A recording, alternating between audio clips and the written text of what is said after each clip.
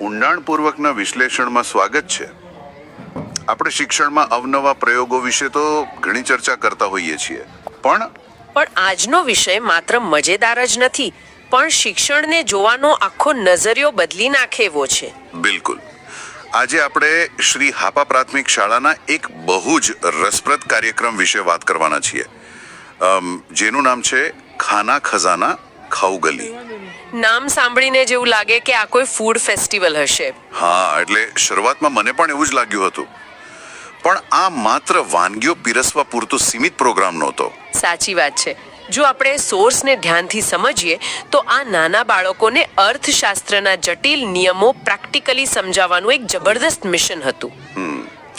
આયોજનની વાત કરીએ તો 112 જેટલા નાના વિદ્યાર્થીઓ, અને એમણે જાતે 28 અલગ અલગ સ્ટોલ ગોઠવ્યા.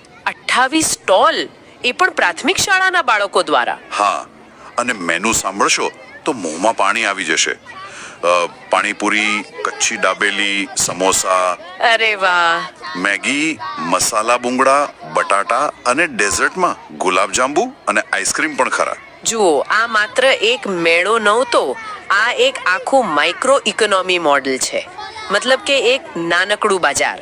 ચોક્કસ, કારણ કે આંકડા બહુ જ ચોંકાવનારા છે. આ બધા જ 28 સ્ટોલનું કુલ મૂડીરોકાણ માત્ર 10,755 રૂપિયા હતું. અને તેની સામે બાળકોએ જે વકરો કર્યો, મતલબ કે જે વેચાણ કર્યું, એ 16,975 રૂપિયા હતું. એટલે કે સીધો 6,220 રૂપિયાનો નફો. બિલકુલ. આટલા નાના રોકાણમાં આટલો મોટો નફો. અને અહીં શાળા પરિવારની ભૂમિકા બહુ મહત્વની છે. એમણે દરેક સ્ટોલનો પાક્કો હિસાબ રાખ્યો. હા, આવક અને જાવકનું પૂરેપૂરું સરવૈયું તૈયાર કર્યું. બરાબર. અને જે નફો થયો એ જે તે બાળકોને વહેંચી આપવામાં આવ્યો. શ્રમ અને વળતરનું આનાથી ઉત્તમ ઉદાહરણ બીજું શું હોઈ શકે? સાચી વાત. પણ એક વસ્તુ મેં નોંધી કે આમાં બધું જ એકદમ સ્મૂધ નહોતું. ના જ હોય ને, કારણ કે સોર્સમાં ઉલ્લેખ છે કે 2 કે 3 સ્ટોલ એવા પણ હતા જ્યાં બાળકોને નુકસાન ગયું છે, ખોટ ગઈ છે. અને આજ તો અસલી આહા મોમેન્ટ છે. હા, એટલે કે નિષ્ફળતામાંથી પણ શીખવાનું. ચોક્કસ.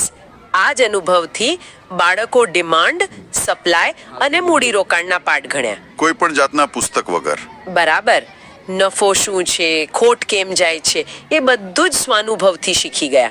જ્યારે નુકસાન જાય ત્યારે જ ખબર પડે કે કિંમત વધારે હતી કે પછી બીજા સ્ટોલની માર્કેટિંગ સારી હતી. ખરેખર આખો કેસ સ્ટડી એ જ બતાવે છે કે પુસ્તકોની બહાર પણ એક દુનિયા છે, અને ત્યાં સ્વાનુભવથી જ સાચું શિક્ષણ મળે છે.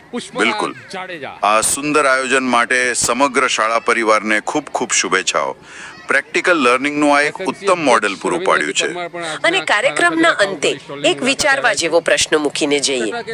જો પ્રાથમિક શાળાના બાળકો પાણીપુરી કે સમોસાના એક નાના સ્ટોલ દ્વારા ડિમાન્ડ અને સપ્લાયના અઘરા નિયમો આટલી સરળતાથી શીખી શકતા હોય, તો આજના આધુનિક શિક્ષણ તંત્રમાં આવા બીજા કયા વાસ્તવિક જીવનના અનુભવોને આપણે જોડી શકીએ જેનાથી બાળકો ભવિષ્ય માટે ખરા અર્થમાં તૈયાર થાય? બહુ જ ગંભીર અને જરૂરી પ્રશ્ન છે, અને આની પર આપણે સૌએ વિચારવું જ રહ્યું.